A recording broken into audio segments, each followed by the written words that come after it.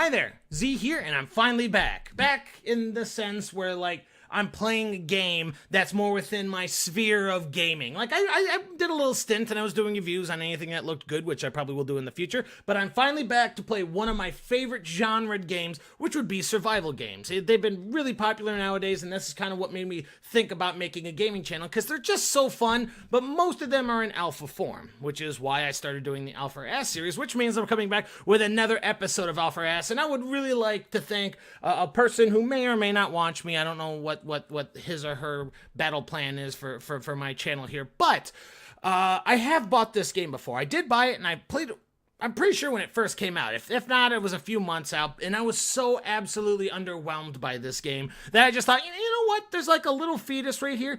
It's obviously not ready. We need to crumple it back up and push it right back in that womb, maybe let it mature over time, and in the future it'll be something that we might want to play with.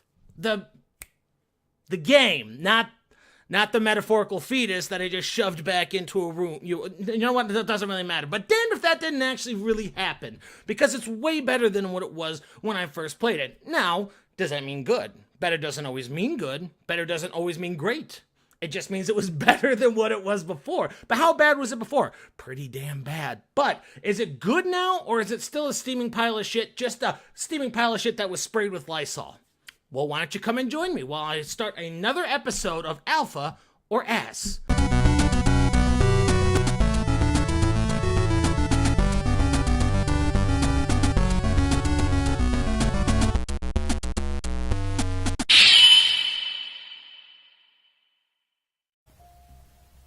Stranded Deep. Now, honestly, I'm just really confused about this game. I'm not quite sure how to feel about it. I won't lie to you guys. I feel like a Tumblrite who just learned about gender, and because there's a lot of good stuff about it. It's a survival game that already marks it pretty high on my list, and it also has neat little things, like you can make your own island. So if you want to make your own legendary island of Titty Bush, you go right the fuck ahead. But let's just start out with the basis of this game. And to be honest, it's strikingly similar to The Forest.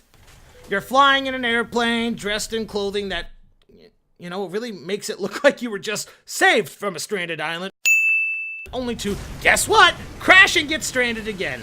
Pfft, Tom Hanks has nothing on this guy. Anywho, you find yourself near a life raft floating amongst the miles and miles of unnamed ocean.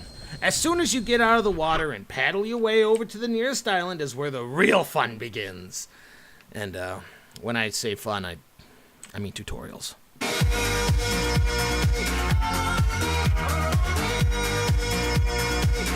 And this is where the game definitely shows its uniqueness. It seems like the developers of this game really did not want to be the same old survival game and wanted to actually mix things up. Well, one of the first things that I could really think about is your character isn't a demigod who could take down a fully grown tree with a rock or your bare fists. This one, you actually have to find a few rocks scattered around the island and make a tool to cut things, you know, like a actual fucking human being. From there, you learn the strange mechanics of dropping items to complete interactions with them. I know that sounds really, really dumb. Okay, here, let me show you what it means. Look at this crab. It's a lovely crab, very friendly. It hasn't snipped you once, it hasn't insulted you. You love this crab. You named it Chester and you just love it so much. You crack jokes with it. You tell it your deepest, darkest fantasies, and quickly it becomes your Wilson on this little adventure that you're on. But at the same time, you're hungry, so fuck Chester. You kill him, harvest his meaty flesh, and instead of walking over to the fire, clicking on it, putting it in the fire's inventory, and just letting it cook, you drop it on the ground, right-click to use your telekinetic abilities to move it on top of the fire, and just let it sit there to cook. Yeah, these developers really wanted something to call their own, and I have never seen a game that had mind manipulation cooking. I mean, as far as I know. But besides that, the standard survival checklist is here. Chop down trees, gather resources to build a shelter and tools, eat, drink, sleep, and call the island your own. But soon, you'll realize, well, shit. I went through all of the resources on this island, picked every plant, chopped down every buildable tree, and all I'm left with is a bunch of fucking useless palm trees and dead crab corpses. Well, this is where things go from destroying the ecosystem on your island and, like herpes, to spread to each island around it and destroy theirs as well. Or if you're looking for an adventure, you can paddle around a bit and try to find sunken ships where you could find booty or flotation devices to make your own boat. And I would suggest building your own boat as quickly as you can, because if you're planning on paddling around to all of the surrounding islands, bring something to listen to. Like the videos from your least favorite bearded alcoholic YouTuber. Hint, hint. And get ready to sit there and wait. Not saying that the boat you build is faster than this life raft, but the sail definitely makes the trip just a bit faster. And this is where people are going to absolutely be split right down the middle, because heading to other islands takes so long. Most of the time you have to entertain yourself by singing some boating music and opening up a couple beers.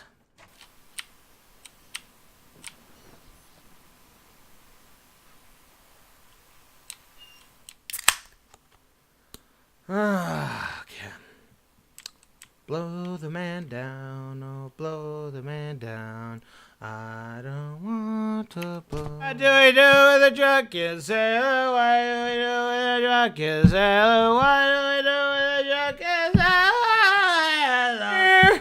Far wherever you are, I believe that my God. Some people will probably quit around this time because unless you have a boat motor, which is almost fucking impossible to get in this game, since all the parts are in loot boxes, the loot boxes are in the sunken ships are rare, you will spend a good 40% of your time going from island to island to island, grabbing a bunch of resources and items, tossing them on board your boat, and hope that you didn't overdo it or put too much weight on your boat and make it flip or sink to the bottom of the fucking ocean. And when you finally get home and use the pieces to build the rest of your house or finally finish your personal farm that you were working on, or whatever you needed the pieces for, you get right back on that boat and shove off to another island. And no, there is nothing much out there to harm you as well. The worst thing that can happen to you are the sharks, which, I mean, you could just stay in the boat, and unless nuclear radiation kind of comes through the curtain and grants the sharks legs, then you should be fucking fine. Another one is snakes, which are fucking annoying since you don't see them until it's too late and they bite you. Poison sea animals like lionfishes and sea urchins, all of that stuff can be avoided by pretty much staying on your raft. There are no land predators or anything that you need to build a shelter out of, which really takes the purpose of building a shelter away from building a shelter. You could just sleep underneath the moon every single night if you wanted to. The only other purpose of making an actual shelter is pretty much the accomplishment of creating it.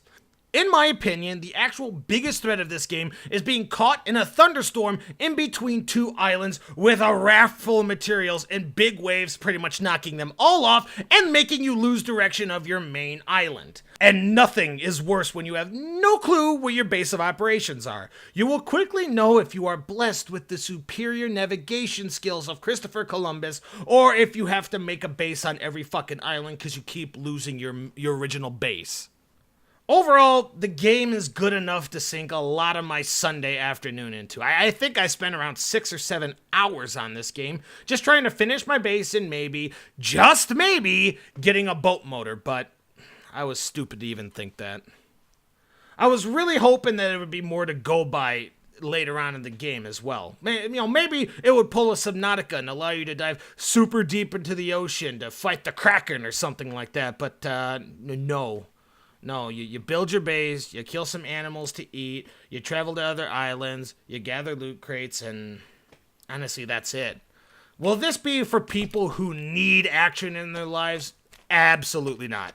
No way in hell. If you want a good game to sink a lot of your life on, this might be the game for you, and keep in mind, it is still in alpha mode. I think. I'm pretty sure it is still in alpha mode, but as of right now, though, this is strictly a survival Castaway game. Don't die, don't starve, don't dehydrate, and keep yourself busy so you don't go mad and try to go and fuck a shark. I want to stress something real quickly right here. I'm not going to make this outro like a huge thing, but I just feel like I've railed on this a lot. And to be fair, it's not going to be for everyone. The one thing I can really tell you that will make or break this game is seriously your navigation skills. If you get lost walking around your fucking neighborhood, don't buy this game. Because you literally have to like go, okay, I hit this island over here that looks like a pair of titties. I hit this island over here that has a huge phallic thing coming out of it. I haven't gone really past that here. Oh, look, I have a compass. Okay, you need to keep heading north, and I need to keep heading north, and then I'll just hit south the entire way home. Hopefully that will not make me lose my way. You literally have to go like that. I had to write a fucking map like, this is mine. I've up to the north, it's right here. I've already looked through that place. Over here, I've already looked through that, and I had to do that, and I still fucking lost my way for my first game that I put like 3 hours into. I had no idea where to find it. All my shit was back there. I was not gonna start all over again, so I just started over completely. Like I wasn't going to start from my last save because I had so much great shit, so I just wiped the game completely and I went right back to it. With just a little bit more reminder on what's going to happen. So just a tiny thing right there. I just wanted to, I didn't write that down. I didn't say it in the review, and I was just thinking about it right now. That would be the main thing. The survival aspect's fine. You know, hunting animals is okay. Killing sharks, yeah, that's pretty fun.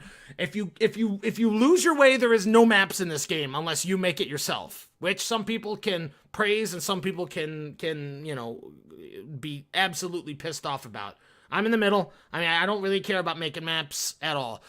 But that's all I'm going to say. I just had to do that little addendum right there because I think that's a huge thing, is if you get lost easily, no, stay far away from this game. Okay? Okay? Awesome. Cheers. Thank you very much for watching. Make sure to like, subscribe. Cheers.